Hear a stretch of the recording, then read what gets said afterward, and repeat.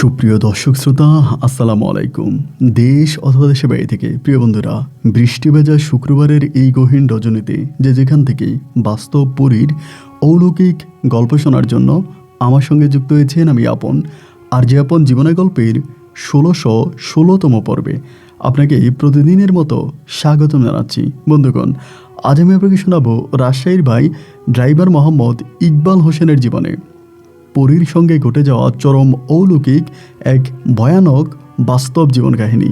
বন্ধুরা, আজকের গল্পের টাইটেল লাশের গাড়ি ড্রাইভার ইকবালের সাথে পুরীর বাস্তব প্রেম কাহিনী। এই গল্পটা আজ থেকে বহু বছর আগে রাজশাহীর প্রত্যন্ত এলাকার এক হতদরিদ্র পরিবারের সন্তান মোহাম্মদ ইকবাল হোসেনের সঙ্গে ঘটে যাওয়া এক লোমরহস্যকর আলোচিত ভয়ানক বাস্তব ঘটনা। আমি আশা করব শুরু থেকে শেষ পর্যন্ত ইকবালের এই গল্পটা আপনারা প্রত্যেকে আমার মুখে শুনবেন এবং গল্প শেষে ভাই ইকবাল হোসেনকে ঠিক আপনার মতো করে একটা মন্তব্য কমেন্ট বক্সে লিখবেন। ধন্যবাদ সবাইকে। সুপ্রিয় দর্শক শ্রোতা, আসসালামু আলাইকুম। আমার নাম মোহাম্মদ ইকবাল হোসেন। আমার বাড়ি রাজশাহী বিভাগে। বন্ধুগণ, আমি আমার জীবনের গল্পটা শুরু করার শুরুতে আপনাদেরকে আমার পরিবারের সম্বন্ধে জানিয়ে রাখি। আমার পরিবারে আমি আছি, আমার বাবা আছে, মা আছে, রয়েছে আমার ছোট 3টা ভাই সহ ছোট 2টা বোন। আমরা টোটাল 4 ভাই 2 বোন। আমাদের পরিবারটা রাজশাহী বিভাগ থেকে অনেক দূরের কোনো এক অজপাড়া গায়ের এক নিম্ন মধ্যবিত্ত পরিবার। আমার বাবা পেশায় একজন ট্রাক চালক।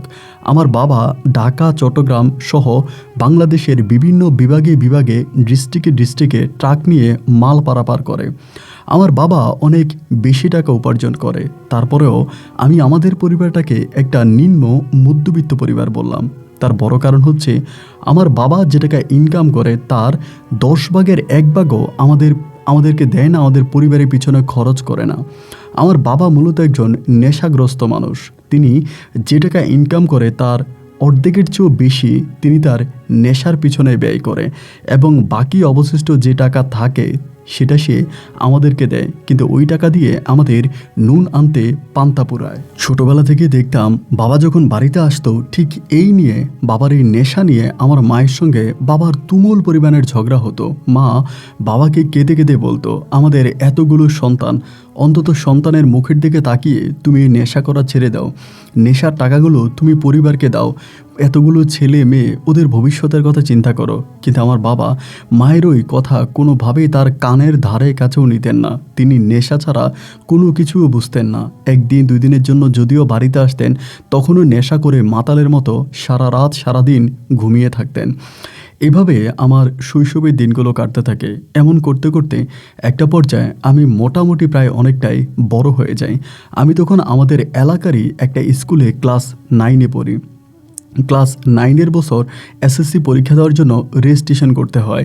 রেজিস্ট্রেশনের ফি তখন আসছিল প্রায় অনেক টাকা, কিন্তু আমার মায়ের পক্ষে এই রেজিস্ট্রেশনের টাকা দেওয়া সম্ভব হচ্ছিল না। আমার মা অনেকের কাছে ধারের উপরে চাচ্ছে, এভাবে চাচ্ছে, ওভাবে চাচ্ছে, কিন্তু কেউই আমার মাকে কোনো টাকা ধার দিচ্ছে না। তার বড় কারণ হচ্ছে ইতিমধ্যে আমার মা প্রায় বেশিরভাগ মানুষের কাছ থেকে ধারের উপর টাকা এনে খরচ করে ফেলেছে, তাদের টাকা ফিরিয়ে দিতে পারছে না। এইভাবে মানুষের কাছে টাকা চাইতে চাইতে একটা পর্যায়ে আমার ওই রেজিস্ট্রেশনের টাইম সম্পূর্ণভাবে শেষ হয়ে যায়। আমি তখন আর রেজিস্ট্রেশন করতে পারি না। রেজিস্ট্রেশন না করতে পারাতে রাগ এবং ক্ষোভে আমি তখন আমার পড়াশোনা বন্ধ করে দেই। পড়াশোনা বন্ধ করে দিয়ে তখন বাড়ি দিয়ে থাকতে শুরু করি। আমার মাও তখন আমার পড়াশোনা নিয়ে আর কোনো চাপ দিচ্ছে না বা কোনো কিছু বলতেছে না। এভাবে অনেকগুলো দিন পেরিয়ে যাওয়ার পরে আব্বা একদিন বাড়িতে আসছে। বাড়িতে আসার পরে আমি জানি না আমার আব্বার সঙ্গে আমার মায়ের কী কথা হয়েছে। আমার মা তখন আমাকে বলতেছে, ইকবাল, তোর আব্বার সঙ্গে কথা হয়েছে, তোর আব্বা বলছে তোর আব্বার সঙ্গে তুই চলে যাওয়ার জন্য তোর আব্বা তোরে হেল্পার হিসেবে রাখবে, তোকে ট্রাকের ড্রাইভিং শেখাবে। আমি তখন আমার মাকে বললাম যে মা, আমি ট্রাকের ড্রাইভিং করব না, আমি ট্রাকের ড্রাইভার হব না। আমার আব্বা ট্রাকের ড্রাইভার হয়ে নেশা করে, রাস্তাঘাটে ঘুমায়, আমার এটা ভালো লাগে না, আমি ট্রাকের ড্রাইভার হব না। আমার মা তখন আমার মুখের দিকে তাকিয়ে তার অশ্রুসিক্ত চোখে আমাকে ধরদ ভরা কণ্ঠে বলতে লাগলো, ইকবাল রে, ও বাবা রে, তুই যদি তোর বাবার সঙ্গে থেকে হেলপারি করে অন্তত 1,000 টাকাও মাসে মায়ের হাতে দিতে পারিস, তবে সেই টাকাগুলো দিয়ে আমি তোর ভাই বোনের মুখে দুমুঠো ভাত তুলে দিতে পারবো। আমি তোকে ড্রাইভার হওয়ার জন্য তোর বাবার সঙ্গে পাঠাচ্ছি না, পাঠাচ্ছি পরিবারের অভাব অনটন মেটানোর জন্য। তুই অন্তত মায়ের মুখের দিকে তাকিয়ে হলো রাজি হয়ে যা। তুই তোর বাবার সঙ্গে যা এবং তার সঙ্গে থেকে তুই হেলপারি কর, কিছু টাকা ইনকাম করে মায়ের হাতে দে। আমি আর পারছি না বাবা, তা না হলে আমাকে বিষ খেয়ে আত্মহত্যা করা ছাড়া আর কোনো পথ খোলা থাকবে না। মায়ের ওই দরদ ভরা কণ্ঠে আর অশ্রুসিক্ত চোখের দিকে তাকিয়ে আমি তখন নিজের ওই বাঁধনটা ছিঁড়ে ফেললাম। শপথটা ভেঙে মাকে বললাম যে ঠিক আছে, বাবা যদি নিয়ে যায় তাহলে আমি যাব বাবার সঙ্গে। তার 2 দিন পরে আমার বাবার সঙ্গে আমি তখন নতুন চাকরি ট্রাকের হেল্পারের জন্য রওনা দিলাম। আমার বাবা আমাকে ডিপোতে নিয়ে গেল, কিন্তু দুঃখের বিষয় হচ্ছে বাবার চেহারা আমার চেহারা প্রায় অবিকল একই রকম ছিল। তারপরেও বাবা ডিপোতে গিয়ে পরিচয় দিল আমি নাকি তার ছোট ভাইয়ের ছেলে। বাবা সবাইকে বলল এটা আমার ভাতিজা। শুধু ওখানে নয়, যাওয়ার আগেই বাবা আমাকে বলে দিয়েছে আমি ডিপোতে গিয়ে তোকে আমার ছেলের পরিচয় দিব না, আমি সবার কাছে বলবো তুই আমার ভাতিজা। তুই একই কথা বলবি যে তুই আমার ভাতিজা, তুই যে আমার ছেলে এইটা কিন্তু কারো কাছে বলা চলবে না। আমি তখন বাবারে বললাম যে আচ্ছা ঠিক আছে, আমি কাউকে বলবো না যে তুমি আমার বাবা। এরপরে আমার বাবা আমাকে ডিপোতে নিয়ে আসে। ডিপোতে এনে বাবা তার নিজের গাড়িতে আমাকে উঠায় না, তার পরিচিত এক বন্ধুর গাড়িতে আমাকে তখন চাকরি দেয়। আমি আব্বার পরিচিত এক বন্ধুর গাড়িতে তখন হেলপারি চাকরি করি। ভাই, বড় দুঃখ আমার মনে। আমি যখন আমার বাবাকে রাস্তাঘাটে দেখতাম তখন আমার নিজ বাবাকে আমি বাবা বলে ডাকতে পারতাম না, আমি ওনাকে চাচা ডাকতাম। যে যার হেল্পারি করতাম সে মোটামুটি বেশ ভালো মানুষ ছিলেন, নামাজ কালাম পড়তেন, যদিও তিনি ট্রাকের ড্রাইভার ছিলেন, কিন্তু তিনি খুব ওই ভালো মনের একজন মানুষ ছিলেন। আমি তার কাছেও কখনোই আমার বাবার পরিচয় দিই নাই। এভাবে দিন আর রাতগুলো কাটতে কাটতে প্রায় বহু বছর যাবৎ আমি ট্রাকের হেল্পারি করি। একটা পর্যায়ে আমি তখন ট্রাকের ড্রাইভার হয়ে যাই। তো ট্রাকের ড্রাইভার হওয়ার পরে আমার বয়স কম ছিল, তাই ডিপোতে কেউ আমাকে ট্রাক দিতে চাইছে না। যার কাছে ট্রাক চাই সে বলে যে আমার বয়স কম, আমি বেশ ভালো গাড়ি চালাইতে পারি, কিন্তু এরপরও আমাকে কেউ ট্রাক দেয় না। এমন করতে করতে ডিপোরই এক ওস্তাদের মাধ্যমে আমি তখন একটা ছোট গাড়ির লাইসেন্স করি। যদিও আমি ট্রাক চালাইতে পারি, আবার বড় গাড়ি ছোট গাড়ি দুটোই চালাইতে পারি। তো তখন আমি করলাম কি, একটা আপনার ছোট গাড়ির লাইসেন্স করি। ছোটো গাড়ি লাইসেন্স করে এরপরে আমি একটা কোম্পানিতে কাজে ঢুকে যাই, মানে প্রাণ কোম্পানির একটা ছোট মিনি যে মাইক্রোবাসগুলো হয় আমি তখন এগুলো চালাইতাম। তো প্রাণ কোম্পানির ছোট মিনি মাইক্রোবাস চালাইতাম, বেতন খুবই কম পাইতাম, মানে খুব অল্প টাকা বেতন। তখন ধরেন আমার ভাই বোনগুলো সবাই বড় হয়ে গেছে, সবার মুখে খাবার তুলে দেওয়া লাগতেছে। এত কম টাকা বেতনে আসলে আমার পোষায় না, এত কম বেতন দিয়ে আমি চলতে পারি না। ভাবতেছি কি করব, কোনো কিছুই তখন মাথায় আসতেছে না। একবার চিন্তা করি চাকরি করব না ছেড়ে দিব, আবার ভাবি যদি ছেড়ে দিই তাহলে কি করব, ট্রাক চালাবো সেটাও তো আমার কাছে ভালো লাগে না। এই করতে করতে তাও প্রায় 2 থেকে 3 বছরের মতো ওখানে চাকরি করি। 2-3 বছর পরে বাবা কিন্তু তখন সম্পূর্ণভাবে পরিবারে টাকা দেওয়া বন্ধ করে দেয়। আবার এরই মাঝে শুনতে পাইছি আমার বাবা নাকি অন্য কোনো জায়গায় বিয়েও করছে, অন্য কোনো জায়গায় বিয়ে করছি, সেই বউয়ের সঙ্গেই থাকে, আমাদেরকে খুব বেশি টাকাটুকুও দেয় না আর আমাদের পরিবারে আসেও না। তখন পরিবারের সম্পূর্ণ দায়ভার ছিল আমার উপরে, আমিই গোটা পরিবারটা চালাইতাম। যাই হোক, তারপরে ভাবতেছিলাম এখন কি করব, পরিবারের এতগুলো মানুষের মুখে আহার তুলে দেওয়া আমার পক্ষে তো এই ছোট্ট চাকরি করে সম্ভব হয় না। এমন করতে করতে একজন ড্রাইভারের সঙ্গে তখন কথা বললাম। আমি যে কোম্পানিতে চাকরি করতাম ওই কোম্পানির ড্রাইভাররা থাকার জন্য যে ব্যানেল আছে, ওই ব্যানেলের মধ্যে আমি তখন একটা ড্রাইভারের সঙ্গে কথা বলি।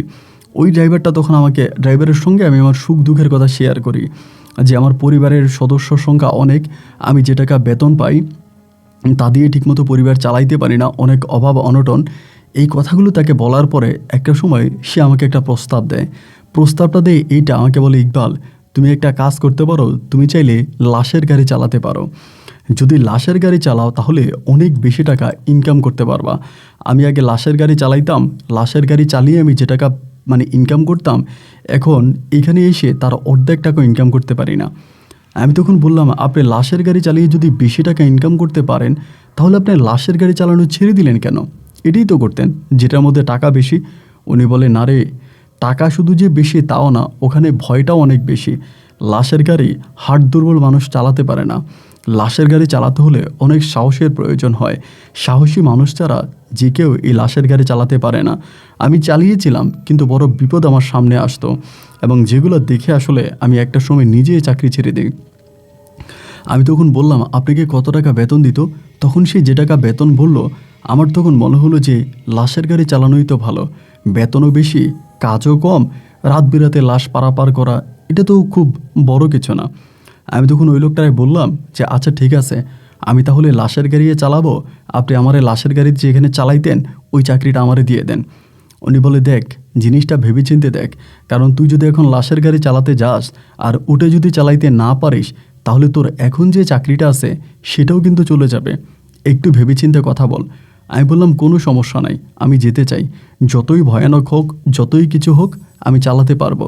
আমার পরিবারে অনেক অভাব, আমার অনেকগুলো ভাই বোন, আমার মা, আমার সবার মুখে খাবার তুলে দেওয়ার জন্য রিক্সি কাজ করা ছাড়া আমি এত টাকা উপার্জন করতে পারবো না। উনি বলে, ওইটা কোনো রিক্সি কাজ না, শুধু একটু সাহস রাখতে হবে। অনেক সময় লাশ নিয়ে যাওয়ার সময় রাস্তার মধ্যে অনেক অনাকাঙ্ক্ষিত ঘটনাও ঘটতে পারে, যেগুলোকে কানে না নিয়ে, মাথায় না রেখে তোকে নিজ দায়িত্বে গাড়ি চালিয়ে গন্তব্যে যেতে হবে। আমি বললাম ঠিক আছে, সমস্যা নাই, আমি পারবো, আপনি আমাকে সেখানে নিয়ে যান।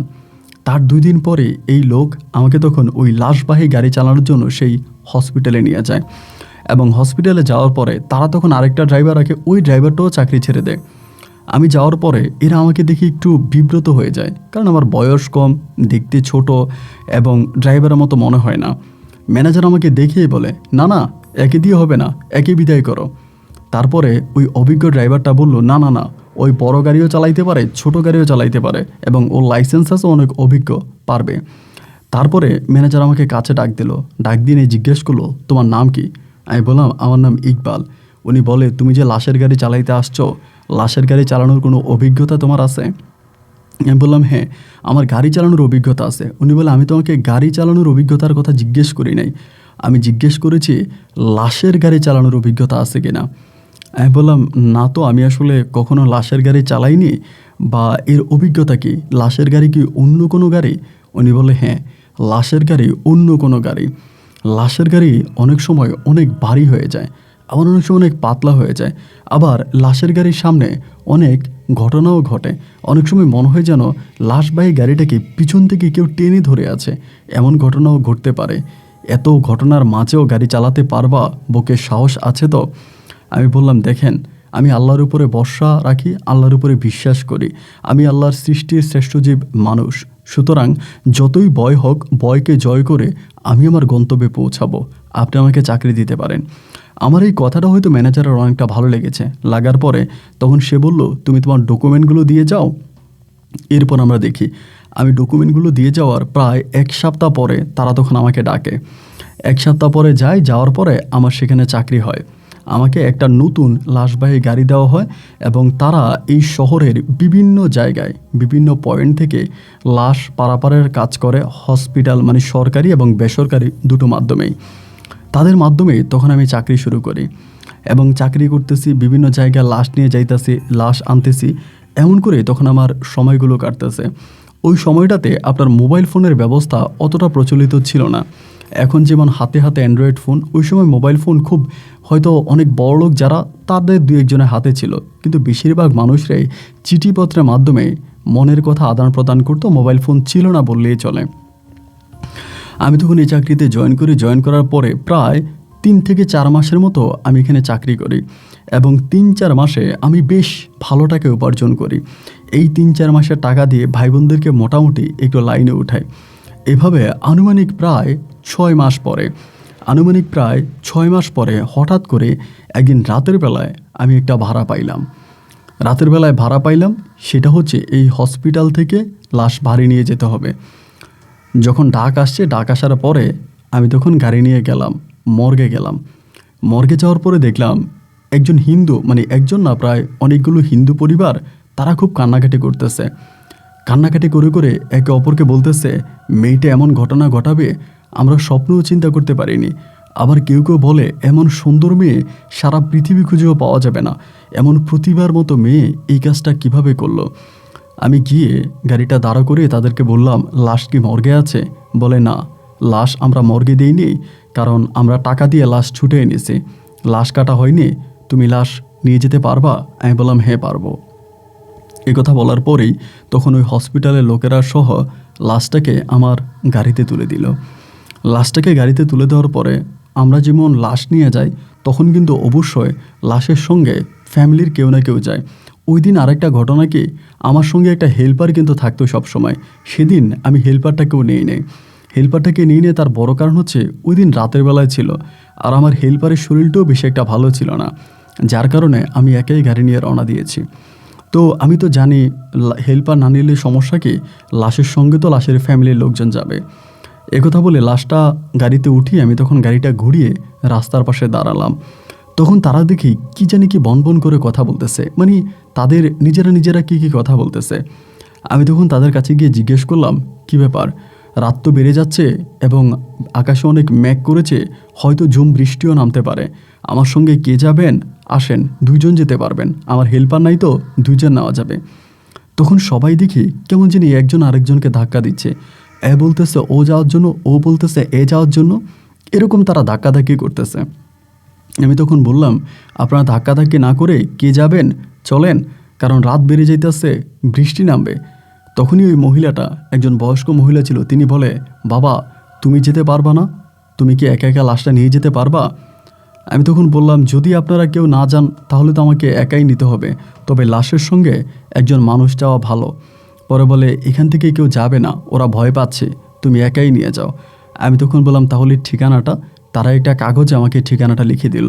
যদিও ওই ঠিকানাটা আমি চিনতাম, ওই জায়গাটাও আমি চিনি, তবে ওই রাস্তাগুলো খুব বেশি একটা ভালো নয়, নীরব রাস্তা, ভাঙা রাস্তা। তারপরও আমি আল্লাহর উপরে ভরসা করে এই হিন্দু মেয়ের লাশটাকে নিয়ে আমি তখন রওনা দিলাম সেই বিন গ্রামের উদ্দেশ্যে। একটু করে সামনের দিকে যাচ্ছিলাম। যেতে একটা পর্যায়ে হঠাৎ করে বৃষ্টি নামে। এমন কালো মেঘ আকাশটা ঘিরে গিয়েছিল, তারপরেই মুষলধারে বৃষ্টির আলোতে আমি তখন আস্তে আস্তে করে আমার গাড়ির হেডলাইট দিয়ে সামনের দিকে এগিয়ে যাচ্ছিলাম।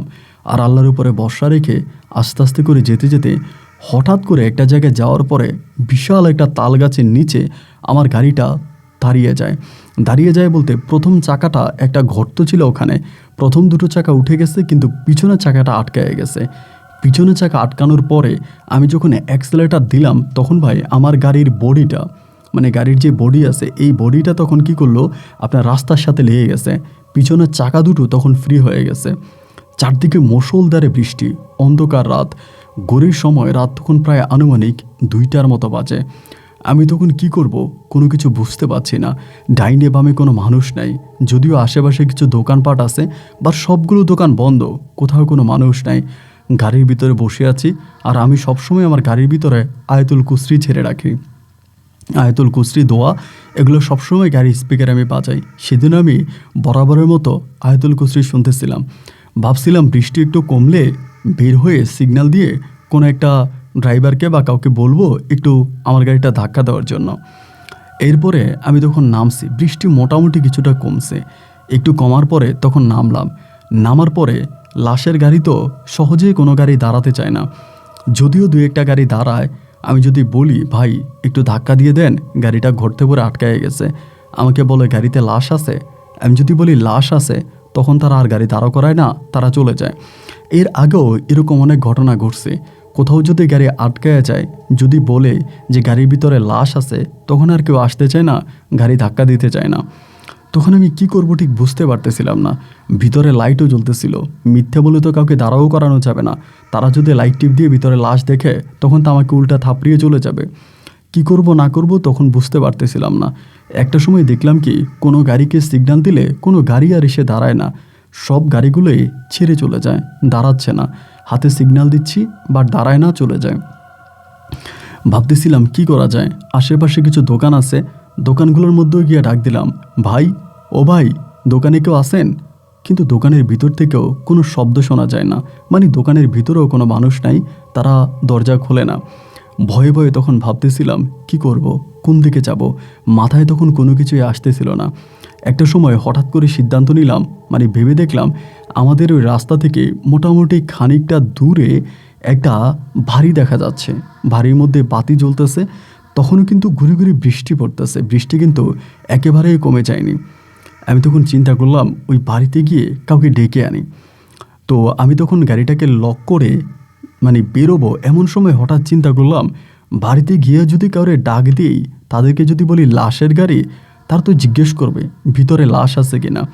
যদি বলি ভিতরে লাশ আছে, তাহলে তো হয়তো তারা নাও আসতে পারে, কারণ লাশ আছে জানলে তো মানে অনেকেই গাড়ি ধাক্কা দেয় না, যারা রাস্তা দিয়ে গাড়ি চালায় এরাও। সুতরাং বাড়ির মানুষগুলো কি লাশ আছে বললে আসবে? তাহলে কি করব? কিছু বুঝতে পারতেছিলাম না। হঠাৎ করে মাথায় আসলো, আরে এরা তো বলল লাশ নাকি আপনার কাটা হয়নি, এটা কাটা হয়নি এবং এটা হচ্ছে গিয়ে তোমার মানে কাটা ছাড়াই আছে। সুতরাং লাশ যদি কাটা ছাড়া থাকে তাহলে এটা পরিষ্কার পরিষ্কার লাশটাকে কোথাও লুকায় রাখে, কোথাও লুকায় রাইখা এরপরে মানুষ ডাক দিয়ে গাড়িটা ধাক্কা দিয়ে উঠাইয়া এরপরে আমি প্রয়োজনে লাশটাকে আবার একা একা এনে গাড়িতে ঢুকিয়ে তারপরে নিয়ে চলে যাব। তখন ভাবলাম যে লাশটাকে কোথায় রাখা যায়। তখন আমার গাড়ির ভিতরে একটা বক্স ছিল, যেটা আপনার লাশের বক্স বলে। আমি তখন করলাম কি, ওই লাশটাকে উপর থেকে নিচে ওই লাশের বক্সে রাখলাম। লাশের বক্সে রাখার পরে আমি তখন করলাম কি, তালা মেরে দিলাম, বাইরে দিয়ে তালা মেরে দিলাম।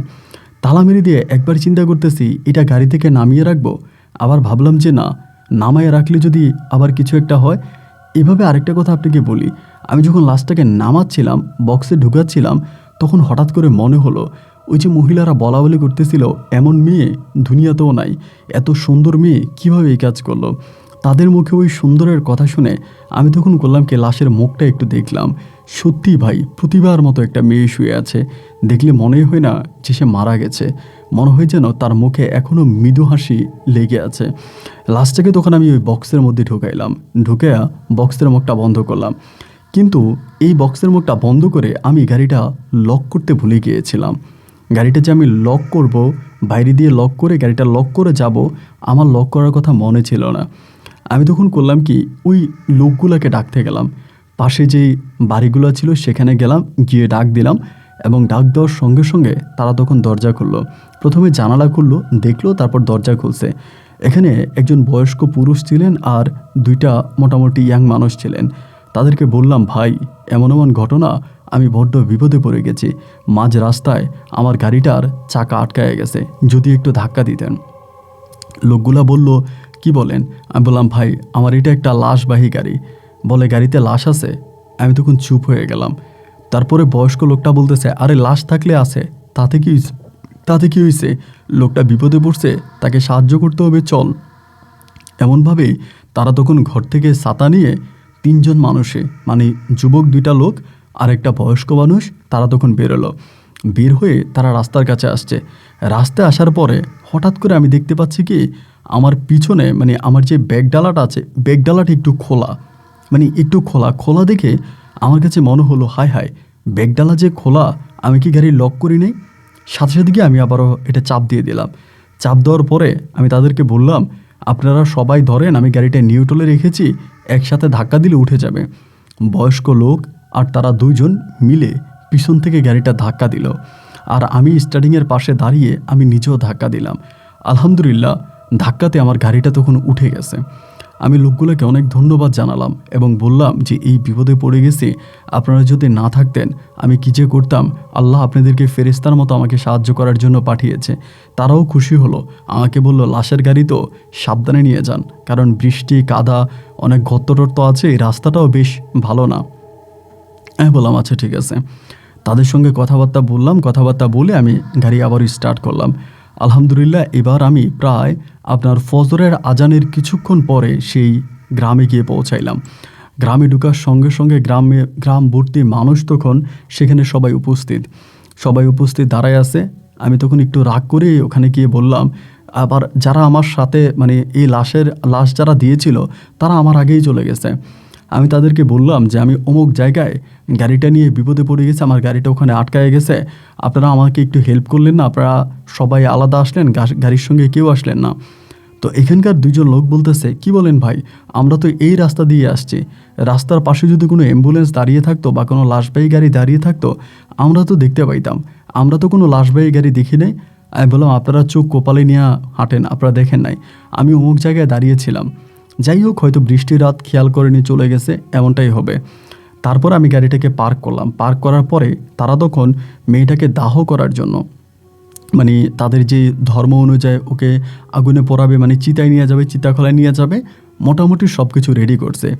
রেডি করে বলল যে ড্রাইভার পিছনের ব্যাগলাটা খোলেন, আমরা লাশটা বের করব। তখনই আমার হঠাৎ করে মনে পড়লো, আয় হায়, লাশ তো আমি বক্সের ভিতরে ঢুকিয়ে রাখছি, আমি তো লাশটারে উপরে উঠাই নেই। আমি যে লাশটা বক্সে ঢুকাইছি তারা আবার কি মনে করে যে আমি লাশটারে বক্সে ঢুকাইছি। আমি তখন বললাম, দাঁড়ান, গাড়িতে একটু সমস্যা আছে, আপনি একটু দাঁড়ান, আমি গাড়িটারে ঠিক করে আনি। এই কথা বলে গাড়িটিকে ঘুরানোর কথা বলে আমি একটু দূরে নিয়ে গেছি।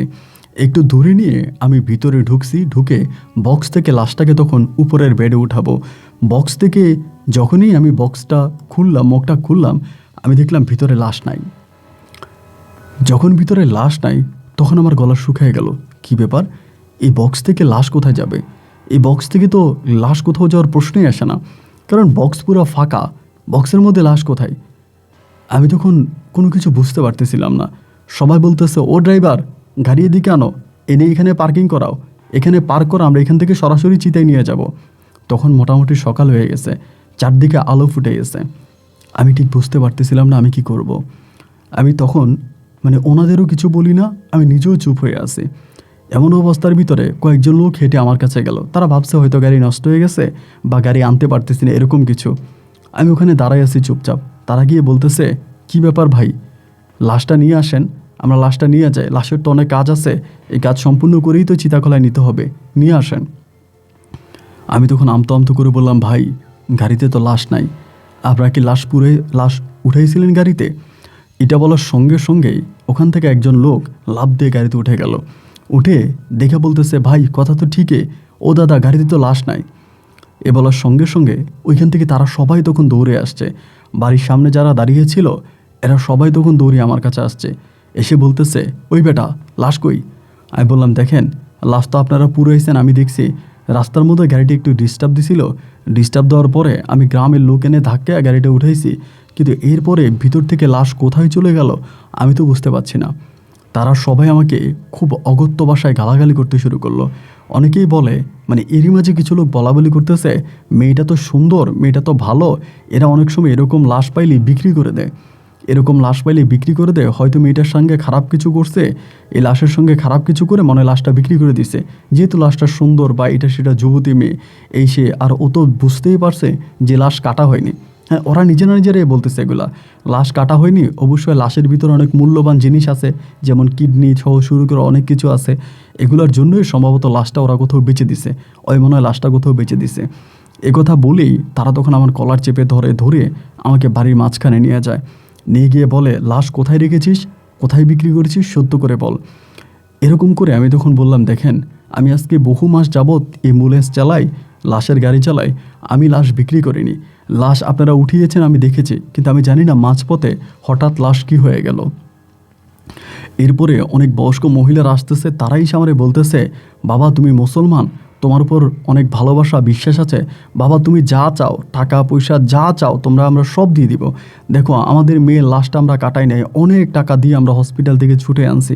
বাজান তুমি বলো লাশটা কোথায় রেখেছো, তুমি যা বলো, যেটা বলো, যত টাকা বলো, তোমাকে আমরা সম্পূর্ণ টাকা দিতে রাজি আছি, তাও বাজান বলো লাশটা কোথায় রাখছো। আমি কাউকে বিশ্বাস করাতে পারলাম না যে আসলেই আমার গাড়িতে আমি লাশটাকে কোথাও বিক্রি করিনি, গাড়ির মধ্যে লাশটা ছিল। সবাই তখন আমাকে অকথ্য ভাষায় গালাগালি করতে শুরু করলো, লাশ কোথায় বল।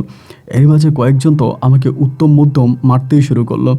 এই মারামারির মাঝে তারা তখন পুলিশও খবর দিচ্ছে না, তার কারণ হচ্ছে লাশ তো তারা কাটায় নাই, হসপিটালে টাকা দিয়ে লাশ নিয়ে আসছে।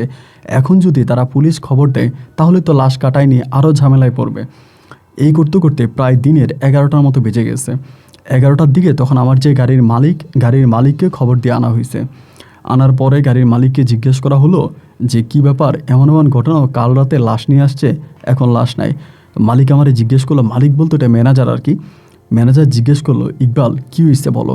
আমি বললাম, স্যার এই ঘটনা, মাঝ রাস্তার মধ্যে এমন একটা ছোট্ট ঘটনা ঘটছে, আমি গাড়ি লক করতে ভুলে গেছি, এরপরে আইসা দেখে লাশ নাই।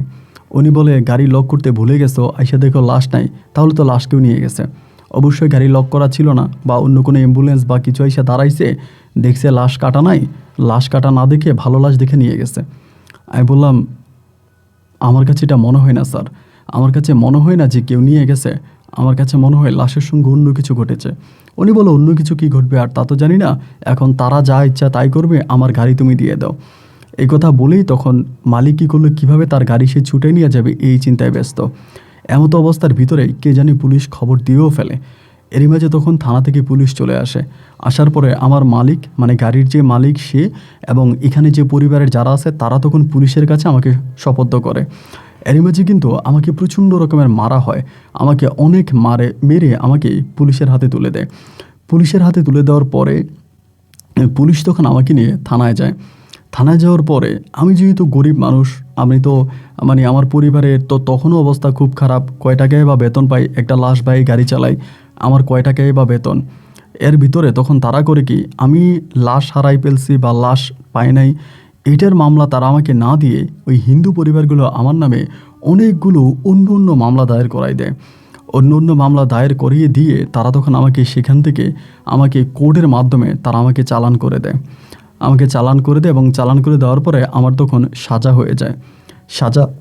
সাজা হলে পরে আমি তখন জেল হাজতে চলে যাই। জেল হাজতে যাওয়ার পরে আমার মা জনমদুখী আমার সঙ্গে দেখা করতে আসে। মা কান্না করে করে বলে, আমি কি করব, তোর ভাই বোনগুলো তো এখনও কোনো কিছুই করে না, সবাই বেকার, কারো কাছেই কোনো টাকা নাই, আমি কিভাবে তোকে ছুটে আনবো, আমি কিভাবে কি করব। আমি মায়ের একটা কথাই বললাম, মাগো আমাকে ছুটানোর চিন্তা তুমি করো না, তুমি তোমার বাকি সন্তানদেরকে নিয়ে ভালোভাবেই থাকো মা। আমি যতটুকু পেরেছি সংসারের হাল ধরেছি, সংসার টেনেছি, এই পর্যন্ত এনেছি। হয়তো আর আমার ভাগ্যে নাই, আমার কিসমতে নাই, যার জন্য হয়তো আমার জীবনে এমন ঘটনা ঘটছে। তুমি এটা নিয়ে আর চিন্তা করো না, তুমি আমার বাকি ভাই বোনদেরকে নিয়ে থাকো, আমার কপালে আমার ভাগ্যে যা আছে তাই হবে। আমার মা বলতেছে, না বাজান তোর কিচ্ছু হবে না, মা তোরে যেমনে পারে এখান থেকে ছুটে আনবো। ওই সময় আমার বাবা আমাদের সঙ্গে নাই, বাবা আলাদাই থাকতেছে। মা তার মতো করে আমাকে বুঝিয়ে শুনিয়ে গেল। তো ভাই কথা থেকে আর চিরা ভিজে, মা আসে, দেখা করে, আমাকে সান্ত্বনা দেয়, আবার চলে যায়। কিন্তু আমার মামলা যেটা, যদি ভালো একজন উকিল ধরা হয় তাহলে এই মামলা থেকে আমাকে কিন্তু বের করা সম্ভব, আমাকে বের করতে পারবে যদি ভালো একটা উকিল ধরা হয়। কিন্তু ভালো কোনো উকিল ধরে নাই, তারা তাদের মতো করেই চেষ্টা করতেছে বের করার জন্য, বাট আমাকে আর ওখান থেকে বের করতে পারে নাই। এভাবে প্রায় অনেকগুলো মাস পেরিয়ে যায়, বৎসর খানিক পেরিয়ে যায়। এমন এক সময় হঠাৎ করে আমার মা কোত্থেকে জানি টাকা ম্যানেজ করে এবং টাকা ম্যানেজ করে একজন উকিল ধরে। সেই উকিল দ্বারা ওই উকিল আমার মামলাটা তখন আপিল করে, মানে আমার রায়টাকে আপিল করে। আপিল করানোর পরে প্রায় 3 মাস ধরে মামলাটা নড়ে এবং 3 মাস ধরে মামলাটা লড়ার পরে আমার নামে যে মিথ্যা মামলা দেওয়া হয় সেই মিথ্যা মামলাগুলো তখন উঠানো হয় এবং লাশ বের করার জন্য তারা তদন্ত চালায়। আমাকে তখন মামলা চলাধীন অবস্থায় খালাস করা হয়, মানে আপনার আমাকে জামিন দেওয়া হয়। আমি তখন জামিনে বেরিয়ে আসি। বেরিয়ে আসার পরে আমি মার সঙ্গে কথা বলি যে, মা তুমি টাকা কোথায় পাইলা? আমি জানতে পারছি আমাকে ওখান থেকে বের করতে আমার মায়ের সে সময়তে টাকার কিন্তু অনেক মূল্য, প্রায় 2.5 লক্ষ টাকার মতো লেগেছে। তো 2.5 লক্ষ টাকা আমার মা কোথায় পাবে? আমার মায়ের পক্ষে 2.5 লক্ষ টাকা ম্যানেজ করা তো জীবনেও সম্ভব নয়। আমাদের ভিটা বাড়ি যা আছে সব কিছু বিক্রি করলেও 2.5 লাখ টাকা হবে না। এই 2.5 লাখ টাকা দিয়ে মা কীভাবে আমাকে ছুটিয়ে আনলো? মায়ের সঙ্গে যখন কথা বললাম, মা বললাম এক অন্যরকম ঘটনা। অন্যরকম কী ঘটনা? তুমি টাকা কোথায় পাইলা? কে তোমাকে টাকা দিল? মা আমাকে বলে, বাড়িতে তো আসছিস, আস্তে আস্তে বলবো সব কিছু শুনতে পারবি। এমন করে দিন রাতগুলো কাটতে কাটতে আমি একদিন মাকে খুব ভালো করে চাপ দিলাম, মা সত্যি করে বলো তো টাকা কোত্থেকে পাইছো? কে টাকা দিছে? তোমার হাতে তো এত টাকা থাকার কথা না, আর তুমি এত টাকা দিয়ে আমাকে কীভাবে জেল থেকে বের করে আনলা? তুমি আমার কাছে সত্যি কথা বলো মা। আমার মা তখন আমাকে বলতেছে, বাজান রে, আমি তোরে ছুটাইতে পারতেছিলাম না, আমি মানুষের ধারে ধারে টাকা চাচ্ছিলাম, ঘাটে ঘাটে টাকা চাচ্ছিলাম, রাস্তায় কান্না করতেছিলাম, মানুষের কাছে ভিক্ষা চাইতেছিলাম যে আমার ছেলেটা জেলে পড়ে গেছে, আমি মানুষের কাছে ভিক্ষা চাইছি যে ভিক্ষা দেন, আমার ছেলেটাকে আমি জেল থেকে বাঁচিয়ে আনবো, ছুটিয়ে আনবো। কিন্তু মানুষ আমাকে ওভাবেও টাকা দেয় না। এরকম করতে করতে একদিন হঠাৎ করে রাতের বেলায় আমি একটা স্বপ্ন দেখলাম। আমি বললাম, কী স্বপ্ন দেখলাম? মা বলে, স্বপ্ন দেখলাম খুবই সুন্দর রূপসী একটা মেয়ে, তার হাতে অনেক গয়না, তার গলায় অনেক গয়না। সেগুলো কি তার গয়নাকাঠিগুলো খুলে একটা পলিথিনের ভিতরে ঢুকাইলো। পলিথিনের ভিতরে ঢুকিয়ে একটা কালা কাপড় দিয়ে আমাদের যে পুকুর ঘাট আছে, মানে বড় পুকুর আছে, ওই বড় পুকুরের ঘাটে রেখে আমাকে বলল, এগুলো তুমি নিয়ে যাও। এটা আমাকে স্বপ্নে দেখাইলো। স্বপ্নে দেখানোর পরে আমি লাফ দিয়ে উঠলাম। ঘুমটা ভেঙে গেল। ভেঙে যাওয়ার পরে তখনও বাইরে গুড়ি গুড়ি বৃষ্টি হচ্ছে। তখন আমি চিন্তা করলাম, এটা আমি কী স্বপ্ন দেখলাম, আর আমার এটা কিসের স্বপ্ন দেখাইলো। কিন্তু মনের মধ্যে বারবার আসতেছে, মনে হয় যেন কেউ একজন সত্যি সত্যি আমাকে গয়নাগাটি দিয়েছে। আমি তখন বুঝতে পারলাম না। অনেকক্ষণ পর্যন্ত থাকলাম। সকালে ফজরে আজান দিল। আজান দেওয়ার পরে আমি আস্তে আস্তে আস্তে আস্তে করে হাঁটতে হাঁটতে ওই পুকুর পাড়ের দিকে গেলাম, এবং পুকুর পাড়ে গিয়ে আমি দেখতে পাই ঠিক স্বপ্নে আমি যেমন দেখেছিলাম তেমনই একটা পোটলা পড়ে আছে ওখানে, যেটা কালো কাপড় দিয়ে পেঁচানো। আমি পোটলাটা হাতে নিলাম। হাতে নেওয়ার পরে আমি দেখলাম এটার মধ্যে অনেকগুলো গয়নাগাটি। এই গয়না দেখে তো আমি অবাক হয়ে গেলাম, কী ব্যাপার, এখানে এই গয়না আসলো কোত্থেকে? আমি স্বপ্নে ঠিক যেমনটা দেখেছিলাম বাস্তবে আমি তাই দেখতে পাচ্ছি। আমি তখনও মিলাইতে পারতেছিলাম না যে আজও এটা বাস্তব। আমার কাছে মনে হচ্ছিল আমি স্বপ্নে দেখতেছি, এখনও আমি স্বপ্নের ঘরে আছি। আমি এই গয়নাগাটিগুলো নিয়ে বাড়িতে আসছি। আসার পরে তোর ভাই বোনদের সঙ্গে কথা বলেছি। আমি তাদেরকে গয়নার বিষয়ে তখনও কোনো কিছু বলি নাই। তাদের সঙ্গে কথাবার্তা বলছি। বলার পরে আমি আস্তে আস্তে করে এই গয়না বিক্রি করার ব্যবস্থা করলাম। বেশ কিছু গয়না বিক্রি করে তখন আমি উকিল ধরলাম, এবং এই উকিলের মারফতে আমি তোকে বের করে আনলাম। এখনও কিছু গয়নাগাটি আমার ঘরে আছে। আমি বললাম, বলো কি? এটা তো পুরো অবিশ্বাস্য একটা কথা। এটা তো কেউ বিশ্বাসই করবে না মা। এটা তুমি কি বলো? মা বলে, জানি রে বাবা, কেউ বিশ্বাস করবে না। আমি তো নিজেকে নিজেই বিশ্বাস করাতে পারতেছিলাম না যে কিভাবে এখানে গয়নাগাটিগুলো আসলো। আমি বললাম, স্বপ্নে তুমি যেই মেয়েটাকে দেখেছো এই মেয়েটা কীরকম? মা বলে, মেয়েটা অনেক রূপসী, অনেক সুন্দর তার চেহারা, অনেক মায়াবী তার চেহারা। আমি বললাম, অনেক সুন্দর, অনেক রূপসী, অনেক মায়াবতী এমন মেয়ে গয়নাগাটি দিয়ে আমাকে কেন বাঁচাবে? আমি তো ঠিক বুঝতে পারছি না। মা আমাকে বলে, আমি নিজেও বুঝতে পারছি না এটা কেন হইলো, কী কারণে হইলো, এমন ঘটনা কেন ঘটলো, তা তো বাজান আমি নিজেও জানি না। মায়ের সঙ্গে কথাবার্তাগুলো হওয়ার পরে আমি বেশিরভাগ সময় ওই বড় পুকুরের সামনে গিয়ে বসে থাকি। এখানে মাকে স্বপ্নে দেখাইলো, গয়নাগাটি দিয়ে গেল, মানে আমার মাথায় কোনো কিছুই আসতেছে না যে কীভাবে সম্ভব, এবং আদৌ কি মা এটা সত্যি বলতেছে? আমি আমার নিজের মাকেও তখন বিশ্বাস করতে কষ্ট হচ্ছে। তারপরেও দিন রাত দিন রাত দিন রাতগুলো পার হইতেছে, আর ভাবতেছি এই গয়না এখানে আসলো কোত্থেকে। এরকম করে বেশিরভাগ সময় রাতের বেলায় আমি ওখানে বসে থাকি।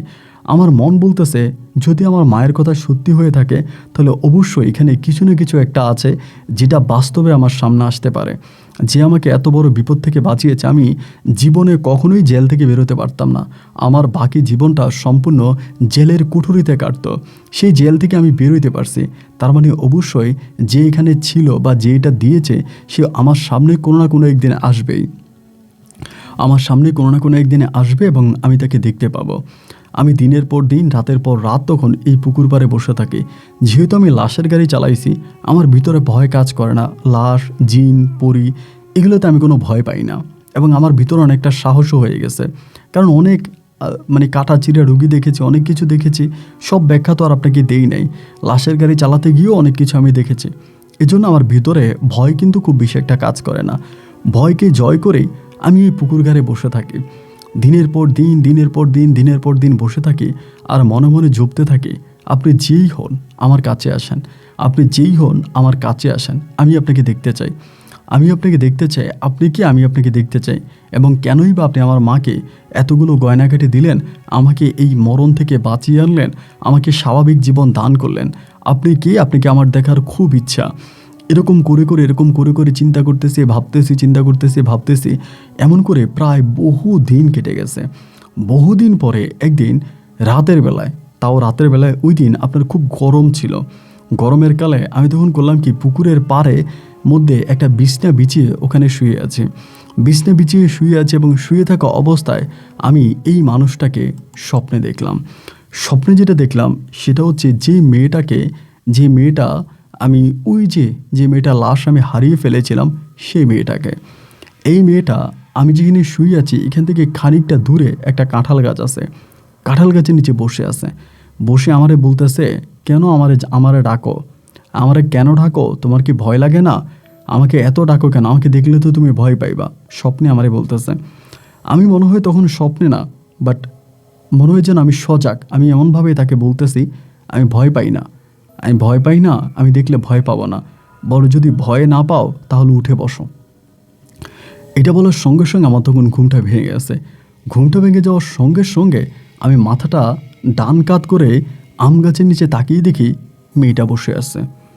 আমার জায়গায় অন্য কেউ হইলে ভয়ে এখান থেকে দৌড় দিয়ে পালাইতো, কিন্তু আমি ভয় পাই নাই। আমি ভয় না পেয়ে বিসমিল্লাহ বলে দোয়া পড়ে বুকে ফু দিয়েছি। বুকে ফু দিয়ে আমি এখান থেকে আস্তে আস্তে করে উঠে বসলাম। বসার পরে তার দিকে তাকালাম। সে খুব স্বাভাবিক একটা মানুষের মতো আমার দিকে তাকিয়ে আছে। দেখে মনে হয় কোনো স্বাভাবিক মেয়ে, এবং তার চেহারাটা অবিকল। আমার কাছে মনে হচ্ছে যেই লাশটা আমি দেখেছিলাম, যে লাশটা আমি হারিয়ে ফেলেছিলাম, ওই হিন্দু মেয়েটার মতো। আমি তার কাছে যাওয়ার জন্য চেষ্টা করি। সে আমাকে হাত দিয়ে ইশারা দেয় কাছে না যাওয়ার জন্য। আমি ওখানে দাঁড়াইলাম, তাকে সালাম দিলাম। সে সালামের উত্তর দিল। আমি তাকে জিজ্ঞেস করলাম, কী নাম আপনার? সে বলে তার নাম ময়না।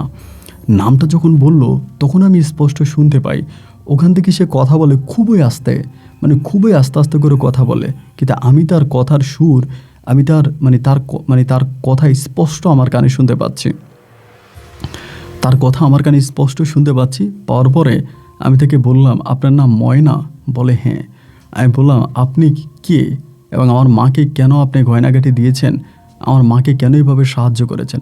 আপনি কি আমার মাকে গয়না দিয়েছিলেন? তিনি মুখে ইশারা দিয়ে বলে হ্যাঁ, আমিই দিয়েছিলাম। আমি বললাম, আমার মাকে এতগুলো গয়না আপনি কেন দিয়েছিলেন? আর এই গয়নাগুলো আপনি কোথায় পেয়েছেন? আপনার ঠিকানা কি? তখন সে ওখানে হাসে, মুসকে মুসকে হাসে। হাসতে হাসতে বলে, গয়নাগুলো আমার না, গয়নাগুলো আমার বান্ধবীর। আমি বললাম, গয়নাগুলো আপনার বান্ধবীর? আপনার বান্ধবীকে? খুব স্বাভাবিকভাবে কথা বলতেছি, খুবই স্বাভাবিকভাবে। একটা নর্মাল মেয়ের সঙ্গে যেভাবে কথা বলে ওভাবেই কথা বলতেছি। আমার ভিতরে কোনো ভয় কাজ করেনি, এক বিন্দুর জন্য ভয় কাজ করেনি। আমি স্বাভাবিকভাবে বসে কথা বলতেছি, কারণ আমি জানি এটা কোনো একটা জিম পড়ি বা কিছু। আমি তাকে ভয় পাওয়াটার কোনো প্রশ্নই আসে না। এবং তার পাশেই ছিল আমাদের বাড়ি। তখন সে বলে যে, গয়নাগাটিগুলো আমার না, গয়নাগাটিগুলো আমার বান্ধবীর। আমি তখন বললাম, আপনার বান্ধবীর গয়না আমাকে কেন দিলেন? বলে, এই গয়নাগুলো আমার বান্ধবীর কোনো কাজে আসবে না, তাই তোমাকে দিয়ে দিয়েছি, কারণ এই গয়নাগুলো তোমার মায়ের অনেক কাজে আসবে। আমি তখন বললাম, আপনার বান্ধবী কে? তখন বলে, আমার বান্ধবী সোনালি। তো সোনালি নামটা যখন বলছে তখনই আমার শরীরটা একটা কাঁপ দিয়ে উঠছে। সোনালি হচ্ছে ওই মেয়েটার নাম, যে মেয়েটার লাশ আমি হারিয়ে ফেলেছিলাম। ওই মেয়েটার নাম ছিল সোনালি। আমি তখন বললাম, আপনি সোনালির বান্ধবী? বলে হ্যাঁ, আমি সোনালির বান্ধবী। আমি বললাম, আপনার নাম কি? বলে, আমার নাম ময়না। আমি বললাম, আপনার নাম ময়না? আপনি সোনালি যেই লাশটা আমি হারিয়ে ফেলেছিলাম, আপনি কি সেই সোনালির কথা বলতেছেন? বলে, লাশ তো তুমি হারাওনি, লাশ আমি নিয়ে গিয়েছিলাম। কি বলেন, লাশ আপনি নিয়ে গেছেন? লাশ কি সত্যি আপনি নিয়ে গেছেন? বলে হ্যাঁ, লাশটা আমি নিয়ে গিয়েছিলাম। লাশটা তুমি হারিয়ে ফেলোনি। আমার বান্ধবীর শেষ ইচ্ছাটা পূরণ করার জন্য আমি লাশটা নিয়ে গিয়েছিলাম। আমি বললাম, আমি ঠিক বুঝতে পারছি না, আপনার কথাগুলো খুব এলোমেলো মনে হচ্ছে। আমাকে যদি পারেন একটু বুঝিয়ে বলেন, মূল ঘটনাটা কি আমি একটু জানতে চাই। তখন কিন্তু আমি ঘুমিয়েও না, স্বপ্নও দেখি না, খুব স্বাভাবিকভাবে বিছনার মধ্যে বসে বসে আমার কাছ থেকে খানিকটা দূরে একটা গাছের নিচেও বসে বসে কথা বলতেছে। আমি তার কথা শুনি, সে আমার কথা শোনে, খুব স্পষ্টভাবেই শুনতেছে। সে তখন আমাকে বলে, আমার বান্ধবীর শেষ ইচ্ছা ছিল তাকে মরার পর যেন কবর দেওয়া হয়। আমি তাকে কবর দিয়েছি। আমি বললাম, আমাকে একটু বুঝিয়ে বলেন। পরে বলে, আমার বান্ধবীর সঙ্গে আমার ছোটোবেলা থেকে সম্পর্ক। আমি একদিন বড় বিপদে পড়ে গিয়েছিলাম, মৃত্যুর হাত থেকে। আমার বান্ধবীর বয়স যখন 8 বছর বয়স, আমার বান্ধবী সোনালি তখন এই মৃত্যুর হাত থেকে আমাকে বাঁচিয়েছে। আমাকে বাঁচানোর পরে আমি আমার বান্ধবীর সঙ্গে আছি। আমার বান্ধবীর সুখে দুঃখে আমি আমার বান্ধবীর সঙ্গে আছি। এমতো অবস্থার ভিতরে আমার বান্ধবীর বয়স যখন প্রায় 17 বৎসরের কাছাকাছি, সেই বয়সে আসার পরে আমার বান্ধবীর সঙ্গে একটা মুসলিম ছেলের প্রেম হয়। এবং মুসলিম ওই ছেলের সঙ্গে প্রেম হওয়ার পরে আমার বান্ধবী ওই মুসলিম ছেলেটাকে গোপনে বিয়ে করে। শুধু গোপনে বিয়েই করে না, সেই ছেলেটাকে সেও নিজেও মুসলমান হয়ে যায়। আমার বান্ধবী সোনালি, সে নিজেও মুসলমান হয়, এবং আমি তার নাম রেখে দিই ময়না। আমার বান্ধবীর সঙ্গে আজ যেমন করে তোমার সঙ্গে আমার দেখা হয়, আমার বান্ধবীর সঙ্গে আমার তেমন করে দেখা হতো, কথা হতো। ও আমাকে দেখে ভয় পাইতো না, আমাকে দেখে বিন্দুমাত্র ভয় পাইতো না। আমিও তার কাছে খুব স্বাভাবিকভাবে আসতে পারতাম। আমার বান্ধবী মুসলমান হওয়ার পরে সে আমাকে সবসময় বলতো যে, ময়না, আমি যদি মারা যাই যেন আমাকে চিতাতে না পড়ায়। আমার একটাই ইচ্ছা, আমাকে যেন তারা দাফন করে, মুসলমানের মতো যেন আমাকে দাফন করা হয়, আমার এই একটাই ইচ্ছা। আমি বললাম, তারপরে আমার বান্ধবী যখন মারা যায়, আমি তখন আমার বান্ধবীর কাছে আসতে পারি নাই।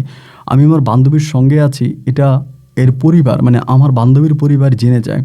জেনে যাওয়ার পরে বড় তান্ত্রিকের মাধ্যমে তারা তখন আমার বান্ধবীর শরীর সহ আমার বান্ধবীর বাড়ির চারিপাশ এমনভাবে বন্ধ করে দেয়, আমি সেই সীমানা অতিক্রম করে বাড়ির ভিতরে ঢুকতে পারিনি। আমি দূর থেকে দেখেছিলাম আমার বান্ধবী আত্মহত্যা করতেছিল, কিন্তু আমার কাছে কোনো ক্ষমতা ছিল না, আমি কিছু করতে পারিনি, কারণ আমাকে মন্ত্র দিয়ে আটকিয়ে রাখা হয়। আমার বান্ধবী মারা যাওয়ার পরে যখন তার লাশটাকে নিয়ে তারা হসপিটালে যায়, হসপিটালে যাওয়ার পরে যখনই ডাক্তার জানতে পারছে, বুঝতে পারছে যে আমার বান্ধবী মারা গেছে, তখনই তার শরীরে রাখা ওই তাবিজগুলো খুলে ফেলে। যখন তাবিজগুলো খুলে ফেলে তখন আমি আমার বান্ধবীর কাছাকাছি আসতে পারি, কিন্তু আমার কিছুই করার ছিল না। আমি দেখেছি আমার বান্ধবীর লাশটা তোমার গাড়ির মধ্যে উঠানো হয়েছে, মাঝ রাস্তায় তোমার গাড়িটা দাঁড়িয়ে গিয়েছে। তুমি যখন গ্রামবাসীকে ডাকার জন্য রাস্তা থেকে নিচে নেমেছিলা, ওই মুহূর্তে আমি আমার বান্ধবীর লাশটা এখান থেকে নিয়ে যাই এই কারণে আমার বান্ধবীর শেষ ইচ্ছাটা পূরণ করার জন্য। যদি এই লাশটা নিয়ে তুমি সেই বাড়িতে যাইতা, তাহলে সবাই ওই লাশটাকে পুড়ে ফেলতো, দাহ করতো, চিতায় পড়ানো হতো, যেটা তারা তাদের ধর্ম অনুযায়ী করত। কিন্তু তারা তো জানতো না আমার বান্ধবী মুসলমান হয়ে গিয়েছিল। তার শেষ ইচ্ছা ছিল যেন সে মৃত্যুর পরে তার লাশটাকে চিতায় না পড়ানো হয়, কবর দেওয়া হয়। তাই তো আমি এই ভয়ানক কাজটা করেছি, আমার বান্ধবীকে আমি কবর দিয়েছি, তোমার এখান থেকে নিয়ে আমি তাকে কবর দিয়েছি। আমি বললাম তারপর? বলে তারপর তোমার এত কষ্ট, তোমার মায়ের এত কষ্ট, সবই তো আমার জন্য। আমার কোনো ক্ষমতা নাই কোনো মানুষের গয়না চুরি করে আনা, কোনো মানুষের কাছ থেকে গয়না নিয়ে আসা, বা আমার কাছে তেমন কিছুই নেই, কোনো টাকা পয়সাও নাই, কোনো গয়নাগাটিও নাই। আমার বান্ধবী মূলত পালিয়ে যাওয়ার চিন্তা করতেছিল, সে পালিয়ে যাবে তার প্রেমিকের সঙ্গে। এই জন্য পালিয়ে যাওয়ার জন্য কিছু গয়না আমার বান্ধবী তাদের বাড়ির পিছনে যে কালী মন্দির আছে, কালী মন্দিরের পিছনে, মানে কালী মন্দিরের পিছনে বটগাছ আছে, বটগাছের শিকড়ের নিচে এই গয়নাগুলো আমার বান্ধবী লুকিয়ে রাখে। সে তার বন্ধুর সঙ্গে পালিয়ে যাবে, এই জন্য গয়নাগুলো ওইখানে সে লুকিয়ে রাখে। লুকিয়ে রাখার পরেই সে আত্মহত্যা করে মারা যায়। এই গয়নাগুলোর সম্বন্ধে আমার বান্ধবীর বাবা মা কেউই জানতো না। আমি সেই জায়গা থেকে গয়নাগুলো এনে তোমার মায়ের হাতে দিই এবং তোমার মা তোমাকে জেল থেকে বের করে আনে, এতে আমার কোনো ক্রেডিট নেই। আমি ওর কথা শুনে অবাক হয়ে ওর মুখের দিকে তাকিয়ে আছি এবং মনে মনে চিন্তা করতেছি, আল্লাহ, এটা কিভাবে সম্ভব? এই দুনিয়াতে আমি কি নজিরবিহীন ঘটনার সম্মুখীন হয়ে গেলাম। তখন সে বলে, গয়নাগুলো ছিল আমার বান্ধবীর, তুমি আমার জন্য বিপদে পড়েছ, তাই তো বান্ধবীর গয়না দিয়ে আমি তোমার মাকে রক্ষা করেছি। আর আমি হয়তো আর আসবো না, আমি চলে যাই, তুমি আর এখানে বসে থাইকো না, আমার অপেক্ষা করো না। আমি বললাম, তোমার বান্ধবীর এত উপকার করলা, আমাকে জেল খাটাইলা, তুমি চলে যাবা কেন? আমি তোমার কাছে একটা অনুরোধ করি, আমি মাঝে মাঝে তোমাকে দেখতে চাই, তুমি এখানে আইসো, আমি তোমার কাছে যাব না, অন্তত দূর থেকে তোমাকে একটু একটু করে দেখব। তারপর বলল, এটা আমার জন্য হয়তো সম্ভব হবে না, কারণ আমি মানুষের আশেপাশে আসতে চাই না। একবার মানুষের আশেপাশে এসে আমার বান্ধবীর মৃত্যু হয়েছে, আমি দেখেছি, আমি কিছু করতে পারিনি। এটা আমার জন্য খুব কষ্টকর হয়েছিল। আমার বান্ধবীর উপরে তার পরিবার পরিজন যারা ছিল সবাই অবিচার করেছে, অন্যায় করেছে, আমি তারও কোনো বিচার করতে পারিনি। আমার জন্য খুব কষ্ট এই জিনিসগুলো দেখা, যার জন্য আমি চাই না তোমাদের মাঝে থাকতে। আমি তখন তারে অনুরোধ করে বললাম, পৃথিবীর সব মানুষগুলো খারাপ হয় না, ভালো খারাপ মিলিয়েই কিন্তু পৃথিবী। তুমি এখানে থেকেও তুমি যেও না, আমি প্রতি রাতেই তোমাকে দেখব। ও বলে, আচ্ছা ঠিক আছে। এনিওয়েজ, আপনাকে আরেকটা কথা বলে রাখি ভাই, যেই মেয়েটা মারা গিয়েছিল, সোনালি যে মারা গিয়েছিল, সোনালির মা আমি জেল থেকে বেরিয়ে আসার কিছুদিন পর পর, 10 দিন 15 দিন পর পর আমার বাড়িতে আসতো, আমার হাতে ধরতো, পায়ে ধরতো, বাজান তুমি জানো আমার মেয়ের লাশটা কই আছে, আমার মেয়ের লাশটা তুমি কি করছো, আমার কাছে সত্যি কথা বলো, তুমি টাকা পয়সা যা চাও আমি তোমাকে সব কিছু দেবো। এরকম সোনালির মা এসে সেই কথাগুলো বলতো। তো আমি তখন ওই পরীটাকে এটাও বলেছিলাম, সোনালির মা তো এখনও বিশ্বাস করে তার মেয়ের লাশ আমি কোথাও পুরাই দিছি, বা তার মেয়ের লাশ আমি বিক্রি করে দিয়েছি। তুমি যদি আমাকে বলো সোনালিকে তুমি কোথায় কবর দিয়েছ, আমি তার মাকে বলবো, সে সেখানে যাবে। ওই পরীটা বলতেছে যে না, আমি এটা বলবো না, এটা বললে সোনালির মা সেখান থেকে সোনালির লাশটাকে তুলে তারপরও তারা এটাকে পোড়াবে, তারা ওর লাশ কবরে রাখবে না। তো ওই আমাকে আর কোনো কিছু বলেনি। তো এরপর হতো কি, প্রায় প্রতি রাতে ও এখানে আসতো। আমি যখনই তাকে মন থেকে চাইতাম, মন থেকে ডাকতাম, ওই গাছের নিচে এসে বসতো, আমিও দূরে থাকতাম, তার সঙ্গে আমি কথা বলতাম। আমাদের মাঝে অনেক কথোপকথন হতো, অনেক ভালো লাগা হতো।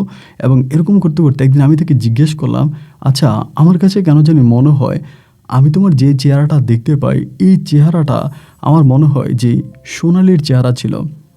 আমি সোনালীকে যেমন দেখেছিলাম তোমার চেহারাটা আমার কাছে সোনালীর চেহারার মতো লাগে। ও বলে, হ্যাঁ, আমি সোনালী রূপ নিয়েই তোমার কাছে আসছি। সোনালীর চেহারাটা যেমন ছিল আমি সোনালীর চেহারা নিয়েই তোমার কাছে আসছি। এরকম করে তার সঙ্গে আমি কথাবার্তা বলি এবং এভাবে দীর্ঘদিন কথাবার্তা বলার পরে একদিন সোনালীর মা আমাদের বাড়িতে আসে। এসে খুব কান্নাকাটি করে বলে সে কোনোভাবেই বিশ্বাস করতে পারতেছে না যে তার মেয়ের লাশটা হারাই গেছে। সে একটা কথাই বারবার বলতেছে, আমি তার মেয়ের লাশ লুকিয়ে ফেলছি, আমি তার মেয়ের লাশ এই করছি সেই করছি। একদিন হঠাৎ করে আমি মনের ভুলেই তাকে বলে ফেললাম, আচ্ছা আন্টি, আপনি যেরকম কান্নাকাটি করেন আপনার মেয়ের লাশ আমি লুকিয়ে রাখছি, লাশ ফালিয়ে দিয়েছি, আপনি কত কথা বলেন, আপনি কি আপনার মেয়েকে দেখতে চান? উনি বলে, হ্যাঁ আমি দেখতে চাই, আমি আমার মেয়েকে দেখতে চাই। তাহলে আপনি আপনার মেয়েকে দেখলে ভয় পাবেন? বলে, না ভয় পাবো না, কেন ভয় পাবো কেন? আমার মেয়ে, আমি 10 মাস 10 দিন পেটে ধরেছি, তাকে দেখলে তো আমি ভয় পাবো না। আমি বলি, আপনার মেয়ে তো বেঁচে আছে। বলে, কী বলো বাজান, তুমি এটা কী বলো, আমার মেয়ে বেঁচে আছে? আমি বললাম, হ্যাঁ আপনার মেয়ে বেঁচে আছে। আমি যদি আপনার মেয়েকে আপনাকে দেখাই আপনি কী দিবেন? উনি বলে, আমার শরীরে যত গয়না আছে, আমার ঘরে যত গয়না আছে, আমি সব তোমাকে দিয়ে দিব, আমি সব তোমাকে দিয়ে দিব যদি তুমি আমাকে আমার মেয়েকে দেখাইতে পারো। আমি বললাম, ঠিক আছে, তবে আমার একটা শর্ত আছে। শর্ত হচ্ছে আমি যে আপনার মেয়েকে আপনাকে দেখাবো এটা আপনি কারো কাছে বলতে পারবেন না, বা এখন যে আমি বলেছি দেখাবো সেটাও কাউকে বলবেন না। বলে, আচ্ছা ঠিক আছে, আমি আপনাকে খবর দিব, খবর দিলে আপনি আইসেন। একথা বলার পর মহিলা বলতেছেন, না তুমি খবর দিলে আমি আসবো না, আমি তোমার বাড়িতে থাকবো, আমি তোমার বাড়িতে থাকবো, তুমি যেদিন পারো সেদিন আমার মেয়েরে দেখাও, কিন্তু আমি তোমার বাড়ি ছেড়ে আর যাব না। এই সোনালীর মা তখন করলো কি, আমাদের বাড়িতে স্থায়ীভাবে থাকতে শুরু করলো। সেদিন রাতে আমার তখন ময়নার সঙ্গে দেখা হলো এই পুকুর পাড়ে। দেখা হওয়ার পরে ময়না আমারে বলল, এটা তুমি কি করলা? সোনালী তো মারা গেছে, তাকে কবর দেওয়া হয়েছে, এরপরও তুমি সোনালীর মাকে এটা কেন বললা? সোনালী মরে নাই। আমি বললাম, সত্যিই তো, সোনালী তো মরে নাই। ময়না জিজ্ঞেস করতেছে, কি বলো, সোনালী মরে নাই? আমি বললাম, সোনালী যদি মরেই যাবে তবে আমার সামনে কে বসে আছে? ও বলে, আমি তো সোনালী না, আমি তো ময়না, আমি সোনালীর রূপ ধারণ করেছি। আমি বললাম, হ্যাঁ তুমি সোনালীর রূপ ধারণ করেছো, আমি তোমাকেই দেখাবো। ও তখন বলতেছে, না না না, আমি তো এই মহিলার সামনে যাব না। আমি বললাম, মহিলার সামনে গেলে তোমার কি হবে? এই মহিলার গয়নাগাটি কোনো কিছুর অভাব নাই, তাদের অনেক গয়নাগাটি, আমার পারিবারিক অনেক অভাব, আমার কোনো কিছু করতে পারি না, কোনো কাজ করতে পারি না, এখনও মামলা চলতেছে, এখনও মামলাধীন অবস্থায় আছে, আমার হাজিরা দেওয়া লাগতেছে, আমার অনেক টাকা পয়সার প্রয়োজন। মহিলা বলছে তার শরীরের সমস্ত গয়না সে আমাকে দিয়ে দিবে, তার শরীরের সমস্ত গয়নাগুলো যদি দেয় আমি সেই মামলা থেকে বেকসুর খালাস পাবো এবং আমি মামলা চালিয়ে যেতে পারবো, আমার ভাই বোনদের জন্য কিছু করতে পারবো, আমি নিজের পায়ে দাঁড়াতে পারবো। তুমি যদি আমার সামনে আসতে পারো, আমাকে দেখা দিতে পারো, তবে ওই মহিলাকে একটু দেখা দিলে কি হবে? ও তখন বলে, ইতিন তোমার ভিতরে লোভ ঢুকে গেছে, তুমি কিন্তু বিপদে পড়ে যাবা, লোভে কিন্তু মানুষ বিপদে পড়ে। আমি বললাম, না আমার ভিতরে কোনো লোভ ঢোকেনি, আমি আমার জীবনটাকে একটু স্বচ্ছ করার জন্যই এটা করতে চাই, আমি কোনো লোভের বশবর্তী হয়ে নয়। তুমি আমার জন্য অন্তত এই উপকারটুকু করো, আমি তোমার কাছে আর কিছুই চাই না। ও বলতেছে, আমি এটা করব, কিন্তু করলে তুমি আরও বিপদে পড়বা, আমি তোমাকে আবারও বলি এটা তুমি ঠিক করতেছ না। আমি বললাম, দেখো তোমার কাছে অনুরোধ করে বলি, আমি জানি আমি বিপদে পড়বো না, আমি এটা করতে চাই, তুমি আমাকে সাহায্য করো। সেদিন রাতে খুবভাবে তাকে আমি বুঝাইছি, বুঝানোর পরে শেষ পর্যন্ত সে রাজি হলো। তবে সে বলল কয়েক সেকেন্ড বা কয়েক মিনিটের জন্য সে থাকবে এবং এরই মাঝে যেন এই মহিলাকে আমি নিয়ে যাই। আমি বললাম, আচ্ছা ঠিক আছে, সমস্যা নেই, আমি মহিলাকে নিয়ে আসবো, আগামীকাল রাতে আমি মহিলাকে এনে তোমাকে দেখাবো, তুমি সেখানে থাকবা। ও বলা, আচ্ছা ঠিক আছে। এই কথা বলার পরে সেদিন রাতে ময়নার সঙ্গে আমার দেখা হলো, কথা হলো এবং ময়না চলে গেল, আমিও চলে আসলাম। মহিলাকে আমি আইসা বললাম, আগামী দিন রাতের বেলায় আমি আপনাকে আপনার মেয়ে সোনালীকে দেখাবো, তবে সাবধান, আপনাকে দেখাবো, আপনি কারো কাছে বলতে পারবেন না। বলে, না আমি কাউকে বলবো না। আমি বললাম, কী দিবেন আমাকে? তার শরীরে প্রচুর গয়না ছিল, সে সব গয়নাগুলো আমার হাতে খুলে দিল এবং দিয়ে বলতেছে, যদি আমার মেয়েকে তুমি সত্যিই দেখাতে পারো আমি আরও তুমি যা চাও, মানে তারা কিন্তু অনেক বড়লোক ছিল, মোটামুটি অনেক বড়লোক, যে তুমি যা চাও আমার সমস্ত কিছু আমি বিক্রি করে তোমাকে দিয়ে দিব, আমি কিচ্ছু রাখবো না, আমার নিজের কাছে কিছুই রাখবো না, আমি সবই তোমাকে দিয়ে দিব। তাই ঠিক আছে। এরপরে রাতের বেলায় আমি যথারীতি তাকে নিয়ে রওনা দিলাম, এবং রওনা দেওয়ার পরে আমি আস্তে আস্তে করে সেই জায়গার মধ্যে গেছি। যাওয়ার পরেই আমি তখন সেখানে ডাক দিলাম, সোনালী বলে ডাক দিছি। ডাক দেওয়ার পরে ও তখন করলো কি, এই আম গাছটার পিছন থেকে আসছে, আম গাছটার পিছন থেকে এসে দাঁড়ানো মাত্রই ওই বুড়ি মহিলা তখন সোনালি গো বলে একটা চিৎকার দিছে, এবং চিৎকার দিয়ে বুড়ি এমন দৌড় দিছে, দৌড় দিয়ে একদম সঙ্গে সঙ্গে ওই আম গাছের সঙ্গে ধাক্কা খেয়ে বুড়ি মাথা ফাটিয়ে ওখানে জ্ঞান হারিয়ে ফেলে। এবং বুড়ির চিৎকারের সঙ্গে সঙ্গে আমাদের বাড়ির মধ্যে যারা ছিল এরা সবাই ঘুম থেকে উঠে গেছে। সবাই তখন দৌড়ে এসে এবং এসে দেখেছে বুড়ির মাথা ফাটা, বুড়ির অবস্থা খুব খারাপ। সঙ্গে সঙ্গে বুড়িকে এখান থেকে নিয়ে যায় এবং নিয়ে যাওয়ার পরে ডাক্তারের ফার্মেসিতে নিয়ে এবং সেখানে তার ব্যান্ডেজ করা হয়, সেখান থেকে হসপিটালে নেই এবং আস্তে করে তার ফ্যামিলিতে খবর দেওয়া হয়, তার যে আত্মীয় স্বজনরা আছে তাদেরকে জানানো হয়। এবার তারাও আসে, সবাই আসে, আসার পর সবাই আমাকেও দেখে, বুড়িকেও দেখে। এবার দেখার পরে তারা বলতেছে বুড়ির গায়ে তো অনেক গয়নাগাটি ছিল, সেগুলো কোথায়? তা আমরা বললাম যে না, তো আমি তো এগুলো দেখি নাই। এরপরে আস্তে আস্তে করে বুড়ির জ্ঞান ফিরে আসে, মানে বুড়ি ভালো হয়। ভালো হওয়ার পরে বুড়ি সবাইকে বলে যে না, ওই কিছুই করে নাই, আমি গয়নাগাটি আমার ঘরে খুলে আসছি, সব আমার কাছে আছে, ওই আমার কিচ্ছু নেয় নাই, ওই আমার কিচ্ছু নেয় নাই। যাই হোক, আলহামদুলিল্লাহ এবারের মতো আমি বেঁচে গেছি। বেঁচে যাওয়ার পরে বুড়ি তখন করলো কি, তার সন্তানাদির সঙ্গে তার অন্য অন্য যারা আত্মীয় আছে তাদের সঙ্গে বুড়ি চলে গেছে। বুড়ি আমার বলে আমি 2 দিন পরে সুস্থ হলে আবারও আসবো। এরপরে বুড়ি আবারও আসে আমার এখানে। আইসা সে আমাকে গয়নাগাঠি দেয়, টাকা দেয় যে আমি আমার মেয়েকে দেখতে চাই, তুমি আমার মেয়েকে আরেকটা বার দেখাও। সে আমাকে আরও অনেক গয়নাগাঠি দিয়েছে, আরও অনেক টাকা দিয়েছে। তার ইচ্ছা সে তার মেয়েটাকে আবারও দেখবে। আমি যখন ময়নার সঙ্গে কথা বলি, ময়না তখন খুব রাগ করে, আমাকে বলে তুমি অনেক লোভী হয়ে গেছো এবং তুমি প্রচুর লোভ করতেছো, তুমি কিন্তু বিপদে পড়বা, তোমার কিন্তু আমি তোমার সামনে কিন্তু বিপদ দেখতে পাচ্ছি। আমি ময়নাকে বললাম, ময়না আমার একটু সাহায্য হচ্ছে, আমি কয়টা টাকা পাচ্ছি, তুমি কি এটা সহ্য করতে পারছো না? তোমার কি এটা সহ্য হচ্ছে না? তুমি কেন এরকম করতেছো? ও আমাকে বলে, দেখো আমি দেখতেছি তুমি বিপদে পড়বা, তোমার সামনে মহা বিপদ, তুমি এখনও এই লোভের পথ থেকে ফিরে আসো, লোভে পাপ আর পাপই মৃত্যু। আমি তার কথা শুনলাম না। এরকম করার পর বুড়ি যেহেতু বারবার বলতেছে, আমি বুড়িকে আর দেখাইতে পারি না। আমি তো ময়না রাজি না হলে কিভাবে দেখাবো? এইভাবে 1 দিন 2 দিন 3 দিন করে সময়গুলো কাটতে কাটতে একটা পর্যায়ে বুড়ি তখন তার আত্মীয় স্বজনদের কাছে সব কিছু বলে দিল যে এমন এমন ঘটনা, ওই আমার কাছ থেকে অনেক কিছু নিয়ে গেছে, একবারও ময়নাকে দেখাইছে এবং আর ময়নাকে দেখাচ্ছে না, ময়না এখনও বেঁচে আছে, ময়না বেঁচে আছে, ও সরি কি বলে সোনালি এখনও বেঁচে আছে, ও সোনালিকে আমাকে দেখাইছে, আমি দেখছি, আমি নিজের চোখে দেখছি। এইবার তারা তখন করলো কি, সেখান থেকে তাদের বাড়ি থেকে এসে আমাকে উঠাই নিয়ে গেছে। উঠে নিয়ে যাওয়ার পরে আমার তারা হাত পা বেঁধে আমার তারা মারতে শুরু করছে। তখন কিন্তু আর ময়নার সঙ্গে আমার দেখা হচ্ছে না। মায়ের জ্বালা সহ্য করতে না পেরে আমি তখন তাদের কাছে সত্যতা স্বীকার করলাম, এমন এমন ঘটনা, আমি গয়নাগাটি নিয়েছি, টাকা নিয়েছি, কিন্তু এটা ময়না, ওইটা সোনালি না, তবে এটা সোনালির সঙ্গে থাকা একটা পরী। তারা তখন কেউই আমার কথা বিশ্বাস করে না। বিশ্বাস না করে তারা তখন একজন বড় তান্ত্রিক নিয়ে আসে। তান্ত্রিকটা নিয়ে আসার পরে ওই তান্ত্রিকটা দিয়ে তারা তখন আমার চোখে মুখে পানি ছিটিয়ে দেয়। তান্ত্রিক যখন আমার চোখে মুখে পানি ছিটিয়ে দেয়, আমি সে জায়গার মধ্যে জ্ঞান হারিয়ে ফেলি। জ্ঞান হারিয়ে ফেলার পরে আমার আর কোনো কিছু মনে নাই। প্রায় 12 থেকে 13 ঘন্টা পরে আমার জ্ঞান ফিরে আসে। আমি তখন দেখি আমি এখন ওই হিন্দু পাড়ার মধ্যেই আছি, বাট আমার শরীরে প্রচণ্ড রকমের ব্যথায় আমি শরীর নাড়াতে পারি না। আমি কান্নাকাটি করতেছি তাদের কাছে, আমার শরীরে তো ব্যথা কেন করতেছে?